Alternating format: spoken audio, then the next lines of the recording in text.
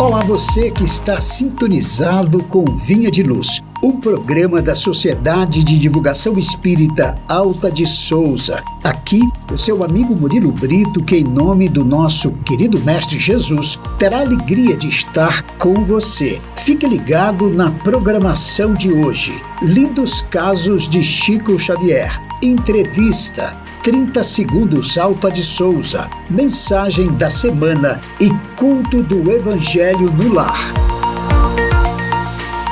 Hoje, além das reflexões e lindos casos, apresentaremos uma entrevista gravada com João Rodarte, da Sociedade de Divulgação Espírita Alta de Souza, de Taguatinga, Distrito Federal, com o tema Eutanásia na Visão Espírita. Mas antes, gostaria de convidar você para juntos fazermos a nossa prece.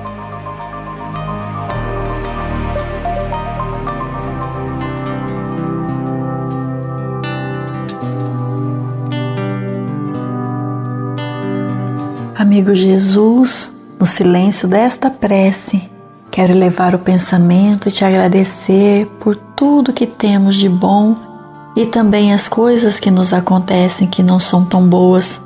Tudo na nossa vida é aprendizado. Que o Senhor continue nos abençoando. Abençoa aqueles que nos ouvem, os seus lares e familiares queridos. E que o teu amor seja uma luz a nos guiar, hoje e em todos os dias das nossas vidas.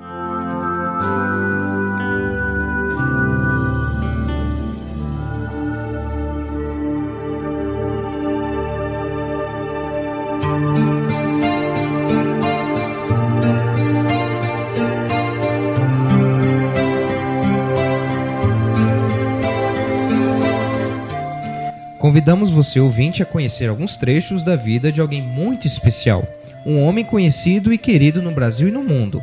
Conheça agora o interessante caso da vida de Chico Xavier, um homem chamado amor. Quando Dona Maria João de Deus desencarnou, em 29 de setembro de 1915, Chico Xavier, um de seus 9 filhos, foi entregue aos cuidados de Dona Rita de Cássia, velha amiga e madrinha da criança. Dona Rita, porém, era obsediada e por qualquer bagatela se destemperava irritadiça. Assim é que Chico passou a suportar, por dia, várias surras de vara de marmeleiro, recebendo ainda a penetração de pontas de garfos no ventre, porque a neurastênica e perversa senhora inventara esse estranho processo de tortura. O garoto chorava muito, permanecendo horas e horas com os garfos dependurados na carne sanguinolenta, e corria para o quintal, a fim de desabafar, e porque a madrinha repetia, nervosa: "Esse menino tem o diabo no corpo." Um dia, a criança lembrou-se de que a mãezinha orava sempre, todos os dias, ensinando-o a elevar o pensamento a Jesus, e sentiu falta da prece que não encontrava em seu novo lar. Ajoelhou-se sob velhas bananeiras e pronunciou as palavras do Pai Nosso que aprendera dos lábios maternais. Quando terminou, oh, maravilha! Sua progenitora, Dona Maria João de Deus, estava perfeitamente viva ao seu lado. Chico, que ainda não lidara com as negações e dúvidas dos homens, nem por um instante pensou que a mãezinha tivesse partido para as sombras da morte. Abraçou-a feliz e gritou: "Mamãe, não me deixe aqui, carregue-me com a senhora." "Não posso." "Estou apanhando muito, mamãe." "Tenha paciência, meu filho. Você precisa crescer mais forte para o trabalho. E quem não sofre, não aprende a lutar." "Mas meu madrinha disse que estou com o diabo no corpo." "E o que tem isso? Não se incomode. Tudo passa. E se você não reclamar mais e tiver paciência, Jesus ajudará para que estejamos sempre juntos." Em seguida desapareceu. O pequeno, aflito, chamou-a em vão. Desde esse dia, no entanto, passou a receber o contato de varas e garfos sem revolta e sem lágrimas. Chico é tão cínico que não chora nem mesmo a pescoção. Porque a criança explicava ter a alegria de ver sua mãe, sempre que recebia as surras sem chorar, o pessoal doméstico passou a dizer que ele era um menino aluado. E diariamente, à tarde, com os vergões na pele e com o sangue a correr em pequeninos filetes do ventre, o pequeno seguia, de olhos enxutos e brilhantes, para o quintal, a fim de reencontrar a mãezinha querida sob as velhas árvores, vendo-a e ouvindo-a depois da oração. Assim, começou a labuta espiritual do médium extraordinário que conhecemos.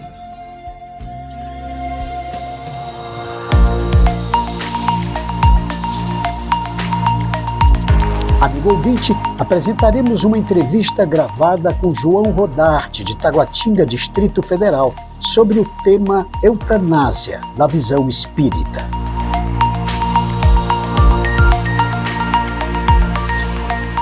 Olá, que Jesus nos abençoe. Você sabe o que é eutanásia? Para conversar sobre este tema, temos conosco João Rodarte, presidente da Sociedade de Divulgação Espírita Alta de Souza, de Taguatinga, Distrito Federal. Seja bem-vindo, Rodarte. Obrigado. Para começar com o tema de hoje, primeiramente nós queremos saber, Rodarte, o que é a morte? A morte existe? A morte existe apenas para o corpo, mas o espírito é eterno. Ele já existia antes de nascer e continuará existindo sempre. É impossível matar o espírito.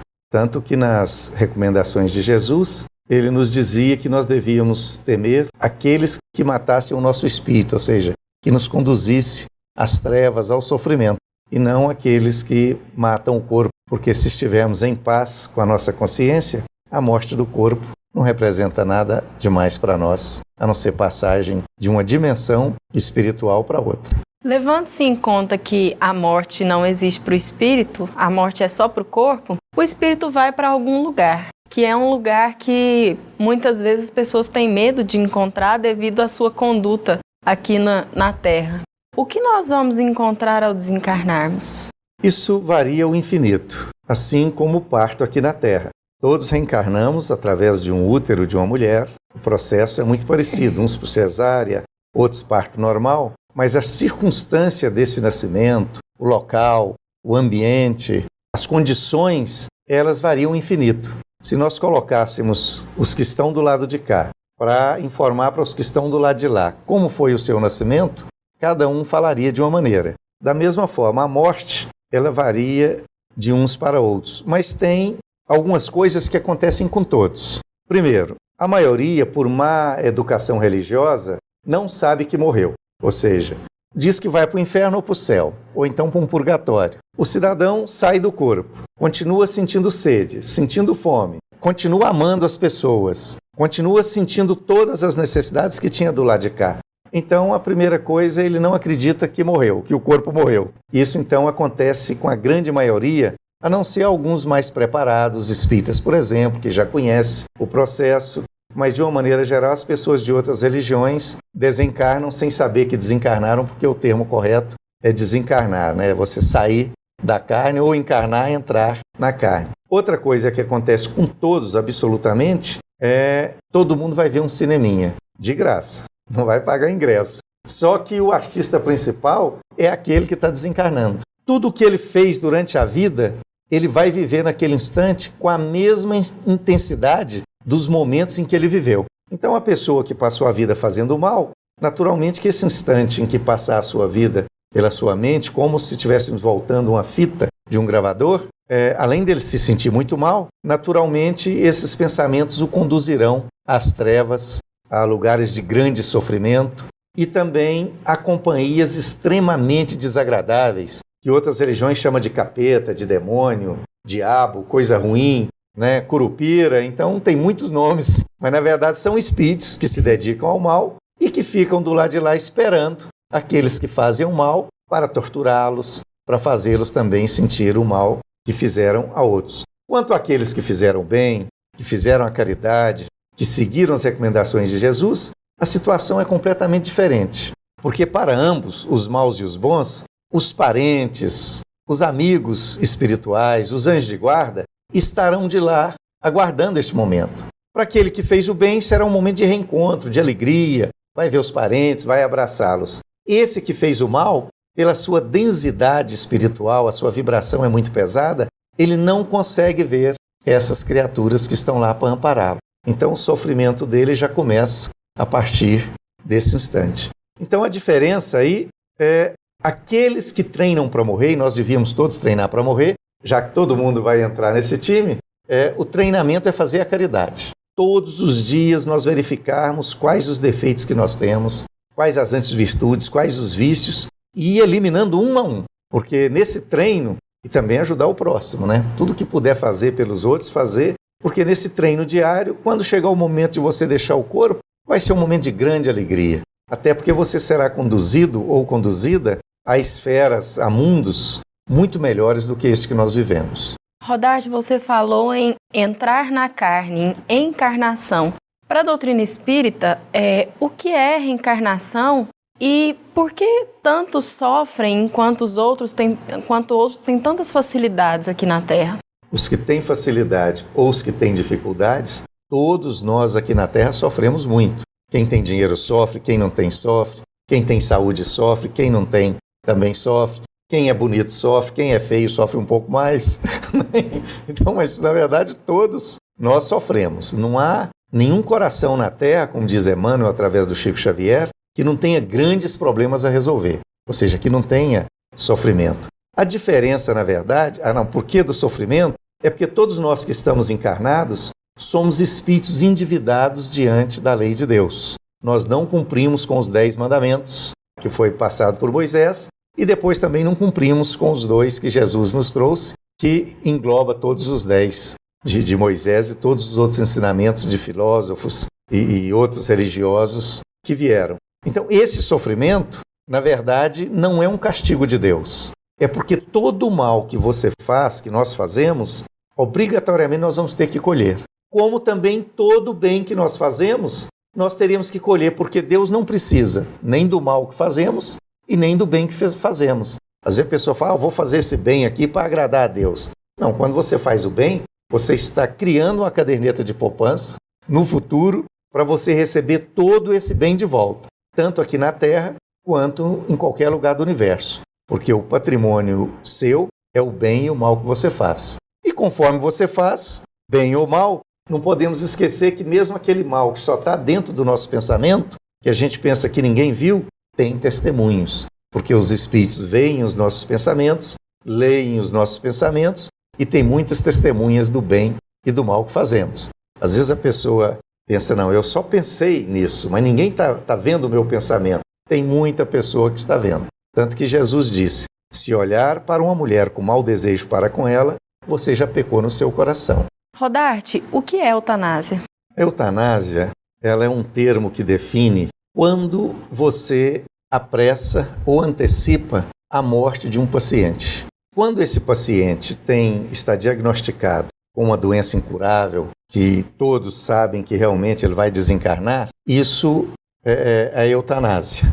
Mas tem aquele paciente também que os médicos não têm um diagnóstico, vamos dizer, preciso sobre isso, mas que às vezes também provoca a morte ou antecipa a morte. Isso se descobrir que aconteceu isso, aí é homicídio, né? Entra no artigo 121 do nosso Código Penal. Então, a eutanásia é quando você antecipa o desencarne de alguém ou a morte de alguém. Tem países que isso foi legalizado, como na Holanda, por exemplo, legalizaram a eutanásia e eles estão vivendo um problema grave lá, porque os idosos estão todos mudando para a Alemanha, criando até um problema social na Alemanha. Porque os filhos, como na Holanda foram autorizados a fazer eutanásia, os idosos ficam com medo de adoecer e os filhos antecipar o desencarne deles. Então, por via das dúvidas, é melhor mudar para a Alemanha ou para outro país para escapar da eutanásia.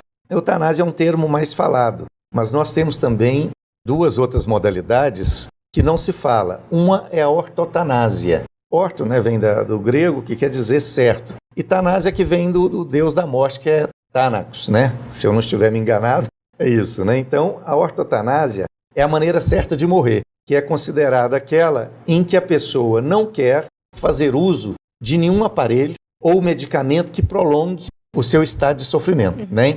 Então ele fala, não, eu não vou apressar a minha morte, mas também eu não quero que faça nada que evite que ela chegue. Então os médicos ficam ali do lado, controlando a dor, dando um remédio para a dor, para diminuir a dor, dando um conforto para o paciente, Mas tanto o paciente, quanto o médico, quanto os familiares sabem que a qualquer momento ele vai desencarnar e se for preciso, por exemplo, usar um aparelho de oxigênio, esse tipo de paciente ele não aceita. Ele fala, não é para pôr nenhum aparelho, não é para me entubar, é para deixar a natureza seguir o seu curso. E isso é ortotanásia e não representa suicídio, porque a pessoa não quer morrer. Ela simplesmente não quer se utilizar de algum aparelho para esse fim. E tem a distanásia, que é quando o paciente já não tem nenhuma possibilidade de vida, mas os médicos e os parentes utilizam todos os recursos tecnológicos para manter aquele corpo em funcionamento. Então isso são basicamente a distanásia, a eutanásia, a ortotanásia.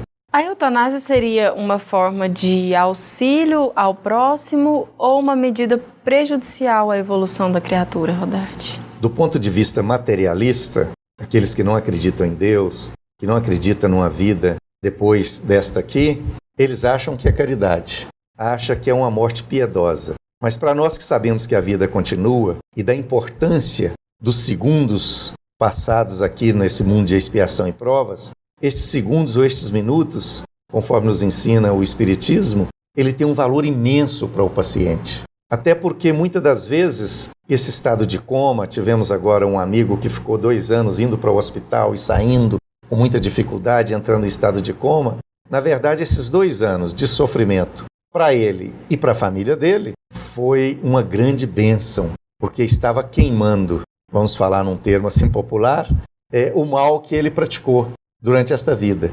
Então foram limpando, foram higienizando o corpo perispiritual dele, que é o corpo que nós utilizamos no mundo espiritual, de maneira que quando ele desencarnou, ele estava em condições de ser recebido pela espiritualidade maior. Se ele tivesse sido submetido à eutanásia, ou a pedido dele, ou a de parentes, a situação dele no mundo espiritual seria muito complicada, seria muito difícil. Então, tem uma frase de André Luiz, no livro Conduta Espírita, publicado pela Federação Espírita Brasileira, que ele diz o seguinte: Deus não erra, e não erra mesmo. Então a pessoa não precisa apressar a morte, que Deus vai lhe dar o momento certinho para ele deixar o corpo físico.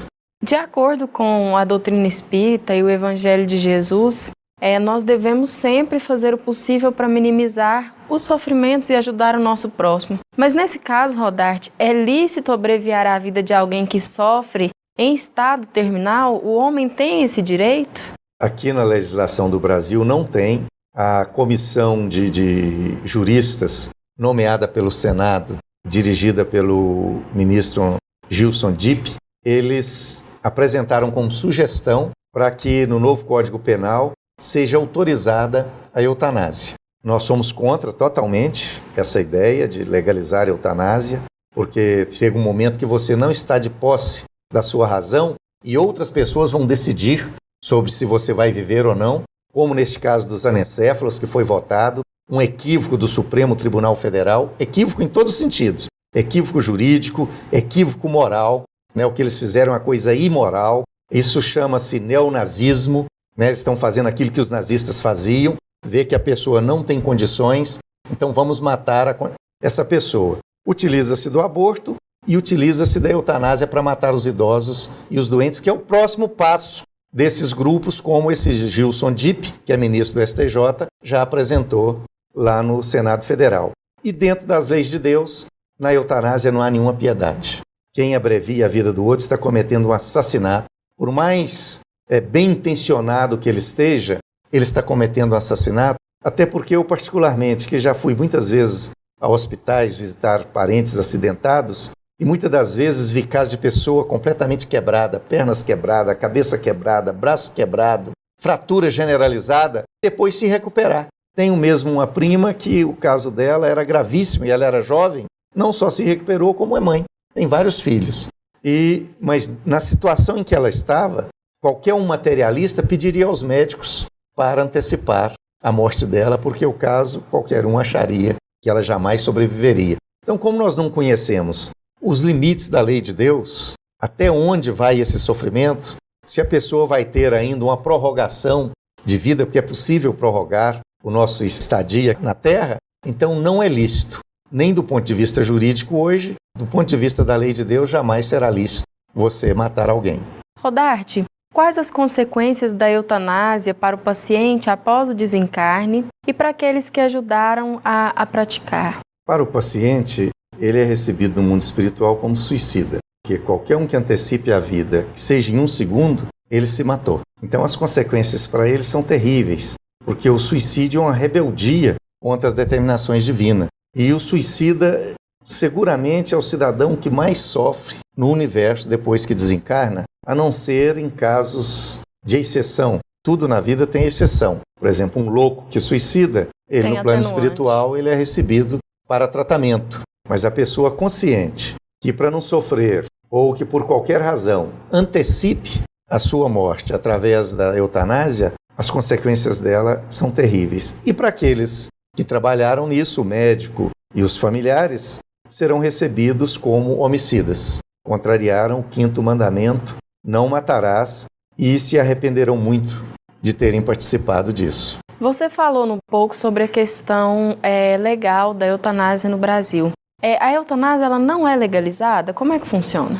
Ela não é legalizada e nós devemos lutar intensamente para que na reforma do Código Penal ela não venha a ser legalizada. É preciso que todos que estão nos assistindo liguem para seus senadores, para seus deputados, dizendo que o povo brasileiro é contra a legalização da eutanásia, como é contra a legalização do aborto. Rodarte, para finalizar nosso programa hoje, o que a doutrina espírita pode fazer para conscientizar a humanidade dos malefícios da prática da eutanásia? Para mostrar para as pessoas que a eutanásia não é um benefício, ela é um malefício, e para consolar também aqueles que sofrem. Poderíamos falar muitas coisas, mas vamos começar. A pessoa precisa ter fé em Deus. Realmente, se acredita em Deus, ele tem que saber que Deus, como Pai amoroso e como é chamado em algumas religiões o Todo-Poderoso, ele tudo pode realmente. E se ele quisesse, ele abreviaria qualquer sofrimento nosso, sofrimento físico, financeiro, psicológico, afetivo. Ele poderia mudar essa situação a qualquer momento. Se ele não o faz, é porque todo esse sofrimento vai nos conduzir a um crescimento. Por isso, qualquer que seja o sofrimento que estejamos passando, nós temos que manter a serenidade, manter a paz de consciência. E, no caso específico da eutanásia, nós recomendaríamos a todos, tanto pacientes quanto parentes, que comprassem um livro da Federação Espírita Brasileira que chama Crise da Morte, A Crise da Morte. Esse livro é uma pesquisa feita por um cientista italiano muito importante, famoso, Ernesto Bozano, onde ele entrevistava os espíritos com apenas uma pergunta: o que aconteceu no momento da sua morte? E aí ele tirou as conclusões científicas daquilo que nós falamos no início do programa. O que acontece com todo mundo, as coisas que acontecem apenas com alguns, mas não acontecem com outros, porque você conhecendo o que é o momento da morte, o que acontece neste momento, a pessoa aguarda este momento com serenidade. Agora, como as pessoas não estudam o espiritismo e as informações que chegam para elas são informações erradas, incompletas, elas esperam esse momento com grande angústia. Pavor, e tem até alguns que dizem que morrem de medo de morrer, né? Então, o que vai nos facilitar neste momento, o que vai nos consolar, tanto os parentes quanto as pessoas que estão numa situação de sofrimento no hospital, é exatamente saber da transitoriedade da vida física e que o tipo de morte não interessa. Se você vai desencarnar queimado, atropelado, afogado, porque morrer não dói. O que dói é as consequências do tipo de morte que você teve. E dói principalmente para aqueles que não querem morrer. Os que querem ficar presos ao corpo, e ficam mesmo, porque muitos são enterrados junto com o corpo, porque eles não querem abandonar o corpo. E aí tem um grande sofrimento, porque vão sentir o corpo sendo comido pelos vermes, o corpo sendo destruído. É um sofrimento imenso que os materialistas normalmente sentem, porque por não acreditar em Deus e não acreditar numa vida post-mortem, eles acabam ficando presos ao corpo. O que os familiares podem fazer, então, para amenizar e auxiliar esse paciente que está sofrendo em estado, muitas vezes, terminal, angustiante, trazendo para o Evangelho de Jesus? O que Jesus nos recomenda, Rodarte, para nós auxiliarmos os nossos irmãos que estão em sofrimento? Bem, Jesus nos recomenda ter fé em Deus, em qualquer situação. E no caso dos familiares, é conversar claramente com o paciente. Nós tivemos um amigo numa situação dessa e nós chegamos a falar para ele: você não cogitou que apesar de todo o esforço dos médicos, não está acontecendo nada. É melhor você se preparar para ir para o mundo espiritual. Da melhor maneira A partir possível. disso, ele modificou o comportamento e passou a consolar os familiares e teve um desencarne muito tranquilo e feliz. Nós agradecemos a presença do Rodarte conosco hoje. Se você quiser saber mais sobre as atividades realizadas na Casa Espírita, acesse o site www.ocentroespírita.com. Muita paz a todos e que Deus esteja em nossos corações. Você ouviu uma entrevista gravada com João Rodarte de Taguatinga, Distrito Federal, sobre o tema Eutanásia, na visão espírita. Fique agora com os quadros 30 Segundos Alta de Souza, Mensagem da Semana e Culto do Evangelho no Lar. Você sabe qual é o índice de mortalidade materna no Brasil? Segundo dados do Ministério da Saúde, em 2013 houveram 522 óbitos maternos ocorridos durante gravidez e parto, sendo que a principal causa era pressão alta. Desses 522 óbitos maternos, menos de 66 foram consequência do aborto. Nós, mulheres, temos o direito a um atendimento médico de qualidade para uma gestação segura e saudável. Vida sim, aborto não. Em um dos maiores estudos já realizados sobre felicidade pela Universidade de Harvard por mais de 75 anos, mostrou que o consumo de álcool era a principal causa de divórcio e que o uso e abuso do álcool estariam associados à depressão. Não vale a pena arriscar a sua felicidade pelo uso do álcool. Álcool, nenhuma gota. A divulgação de dados distorcidos e imprecisos sobre o número de abortos realizados no Brasil, com projeções exorbitantes, desvia o foco das reais causas de mortalidade materna. Procuram dar uma falsa legitimidade para a criação de políticas públicas que legalizem o aborto no Brasil, a pretexto de melhorar os dados da saúde da mulher. Vida sim, aborto não. Tem o homem o direito de dispor da sua vida? Não, só a Deus assiste esse direito. O suicídio voluntário importa numa transgressão desta lei. Se você pensa em suicídio, se você se sente triste, sozinho, desamparado, desesperado, peça ajuda. Procure tratamento médico e psicológico. Procure tratamento espiritual em um centro espírita. Ore, peça ajuda a Deus e ao seu anjo da guarda. Suicídio nunca. Conheça o Espiritismo.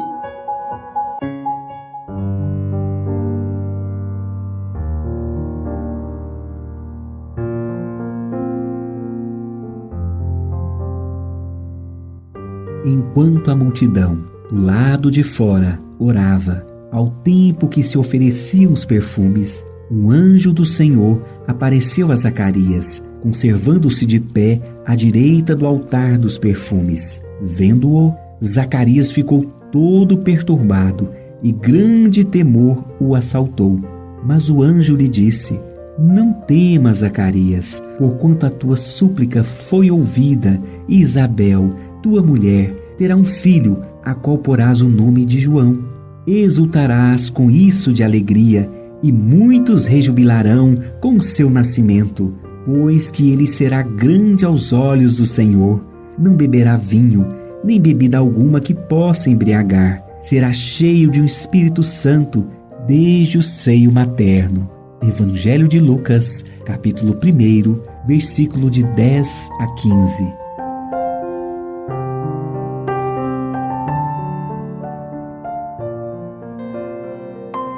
Caridade do entendimento. Agora, pois, permanecem estas três coisas: a fé, a esperança e a caridade. Porém, a maior destas é a caridade. Apóstolo Paulo, primeira Epístola aos Coríntios, capítulo 13, versículo 13. Na sustentação do progresso espiritual, precisamos tanto da caridade quanto do ar que nos assegura o equilíbrio orgânico. Lembra-te de que a interdependência é o regime instituído por Deus para a estabilidade de todo o universo, e não ouvides a compreensão que devemos a todas as criaturas. Compreensão que se exprima através de tolerância e bondade incessantes, na sadia convicção de que, ajudando aos outros, é que poderemos encontrar o auxílio indispensável à própria segurança. À frente de qualquer problema complexo naqueles que te rodeiam, recorda que não seria justa a imposição de teus pontos de vista para que se orientem na estrada que lhes é própria. O Criador não dá cópias, e cada coração obedece a sistema particular de impulsos evolutivos. Só o amor é o clima adequado ao entrelaçamento de todos os seres da criação, e somente através dele nos integraremos na sintonia excelsa da vida. Guarda, em todas as fases do caminho, a caridade que identifica a presença do Senhor nos caminhos alheios, respeitando-lhes a configuração com que se apresentam. Não te esqueças de que ninguém é ignorante porque o deseje, e estendendo fraternos braços aos que respiram atribulados na sombra, diminuirás a penúria que se extinguirá, por fim, no mundo, quando cada consciência ajustar-se à obrigação de servir sem mágoa e sem reclamar. É que permaneceremos felizes na ascensão para Deus. Mensagem do livro Ceifa de Luz, psicografia de Francisco Cândido Xavier, pelo Espírito Emmanuel.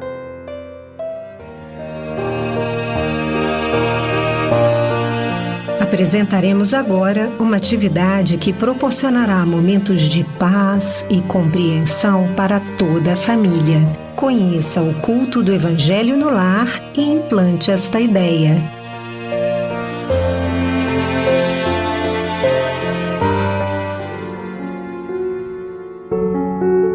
Por quê? Para quê? Como e quando realizar o culto do Evangelho no lar? Respostas a essas e a tantas outras questões daremos neste quadro baseado no Evangelho segundo o Espiritismo e na obra Paz em Casa, Paz no Mundo, Culto do Evangelho no Lar, ambos da editora Alta de Souza. Siga conosco. Respondendo às perguntas por que e para que realizar o culto do Evangelho no lar, o Espírito Teresa de Brito, no livro Vereda Familiar, nos diz: o lar sofre a carência do Cristo, vivo e ativo, em suas engrenagens em processo de emperramento. A família padece a falta dessa divina presença em sua ação cotidiana.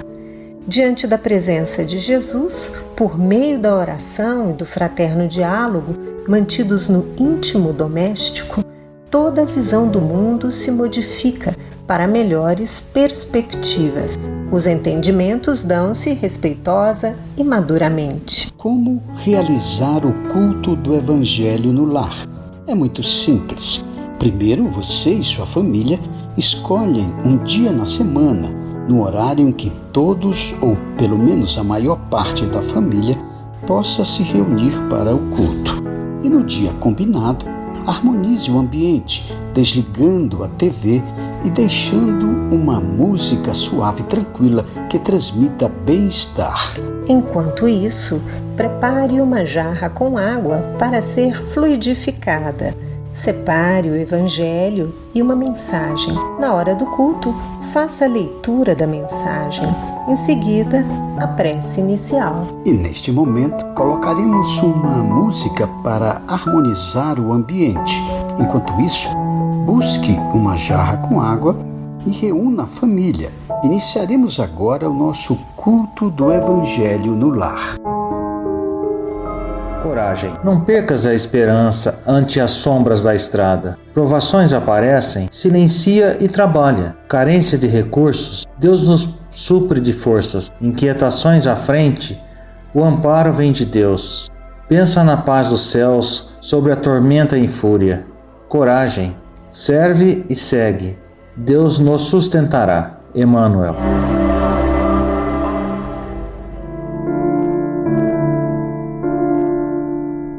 Senhor Jesus, agradecemos pelo nosso dia e rogamos a vossa proteção aos que nos ouvem, na certeza de que a misericórdia do Pai nos envolverá em paz, alegria, saúde e amor. Sustenta-nos, Senhor, nos momentos de fraqueza e que a tua divina luz, Mestre querido, permaneça em nossos corações hoje, amanhã e em todos os dias das nossas vidas.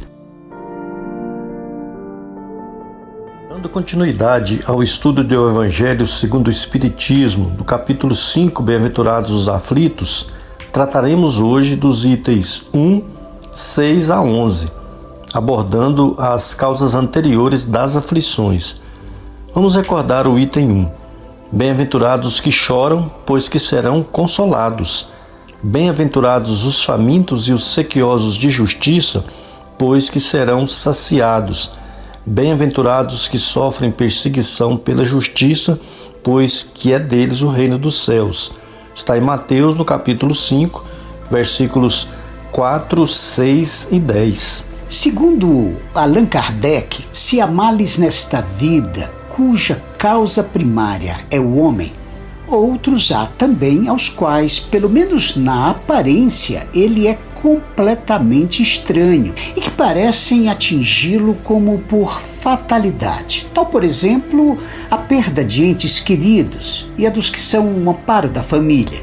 Podemos citar ainda os acidentes que nenhuma previsão poderia impedir, os reveses da fortuna que frustram todas as precauções aconselhadas pela prudência, os flagelos naturais, as enfermidades de nascença, sobretudo aquelas que tiram a tantos infelizes os meios de ganhar a vida pelo trabalho. Também tem as deformidades, a idiotia e tantas outras questões. Realmente, Murilo, os que nascem nessas condições certamente nada terão feito na existência atual para merecer, sem compensação, tão triste sorte, que não podiam evitar, que são impotentes para mudar por si mesmos e que os põe à mercê dessa comiseração pública. Porque, pois, seres tão desgraçados, enquanto ao lado deles, sob o mesmo teto, inclusive na mesma família, outros são favorecidos de todos os modos. Que dizer, enfim, dessas crianças que morrem em tenra idade e da vida só conheceram sofrimentos? Problemas são esses, Murilo, que ainda nenhuma filosofia pôde resolver, anomalias que nenhuma religião pôde justificar e que seriam, inclusive, a negação da bondade, da justiça e da providência de Deus.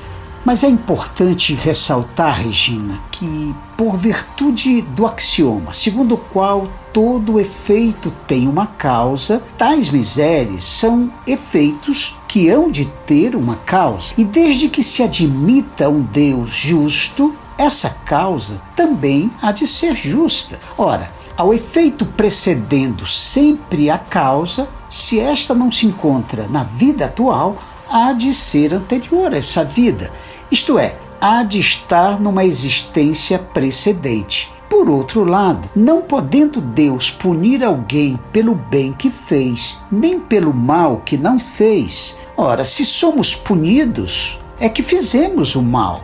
E se esse mal não fizemos na presente vida, certamente teremos feito noutra. É uma alternativa, Regina, que ninguém pode fugir, em que a lógica decide de que parte se acha a justiça de Deus. Dessa forma, Murilo, Allan Kardec esclarece que os sofrimentos devidos a causas anteriores à existência presente, como os que se originam de culpas atuais, são muitas vezes a consequência de falta cometida. Isso é, o homem, pela ação de uma rigorosa justiça distributiva, sofre o que fez sofrer aos outros. Se foi duro e desumano, poderá ser, a seu turno, tratado duramente e com desumanidade. Se foi orgulhoso, poderá nascer em humilhante condição. Se foi avaro, egoísta ou se fez mau uso de suas riquezas, poderá ver-se privado do necessário. Se foi mau filho, poderá sofrer pelos procedimentos de seus filhos.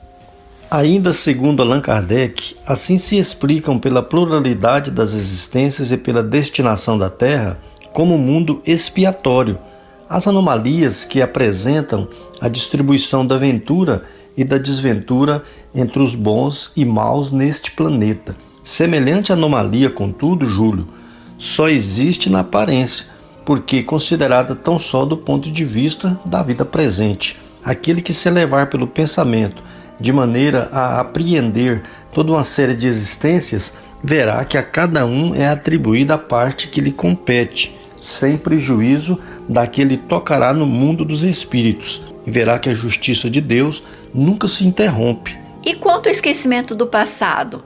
Em vão se objeta que o esquecimento constitui obstáculo a que se possa aproveitar da experiência de vidas anteriores.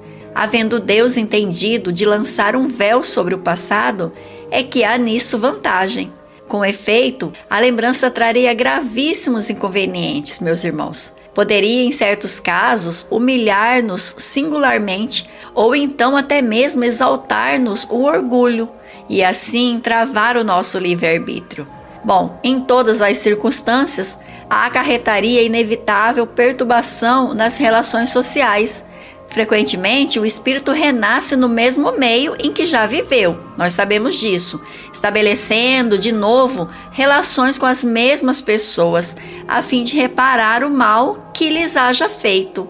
Se reconhecesse nelas aquelas a quem odiara, provavelmente o ódio se lhe despertaria outra vez no íntimo. De todo modo, ele se sentiria humilhado em presença daquelas a quem houvesse ofendido. Exatamente, Regina. Allan Kardec nos esclarece que, ao nascer, traz o homem consigo o que adquiriu. Nasce qual se fez. Em cada existência tem um novo ponto de partida. Pouco lhe importa saber o que foi antes. Se se vê punido, é que praticou o mal. Suas atuais tendências más indicam o que lhe resta corrigir em si próprio, e é nisso que deve concentrar-se, concentrar toda a sua atenção. Porquanto, daquilo de que se acha corrigido completamente, nenhum traço mais conservará. As boas resoluções que tomou são a voz da consciência, advertindo do que é bem e do que é mal, e dando-lhe forças para resistir às tentações. Muito bem, na semana que vem daremos continuidade ao nosso estudo deste capítulo. E caminhando para o encerramento do nosso culto do Evangelho no Lar, ouçamos a prece com a fluidificação da água.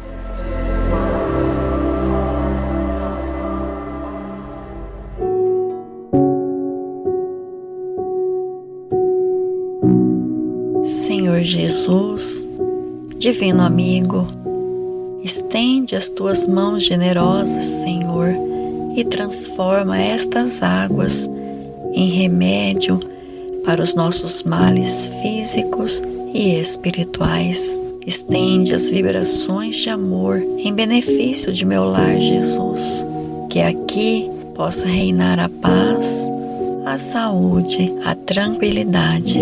Graças a Deus, que Deus seja louvado.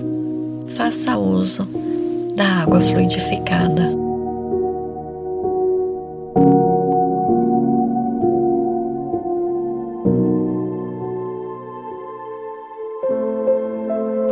Se você quiser conhecer sobre a campanha mundial do Evangelho em Casa, acesse globaljesus.net. Gostaríamos de agradecer a participação e as vibrações de todos, lembrando que na semana que vem estaremos aqui conversando sobre um novo trecho do Evangelho segundo o Espiritismo, no quadro Culto do Evangelho no Lar. Implante esta ideia. Até lá, amigos!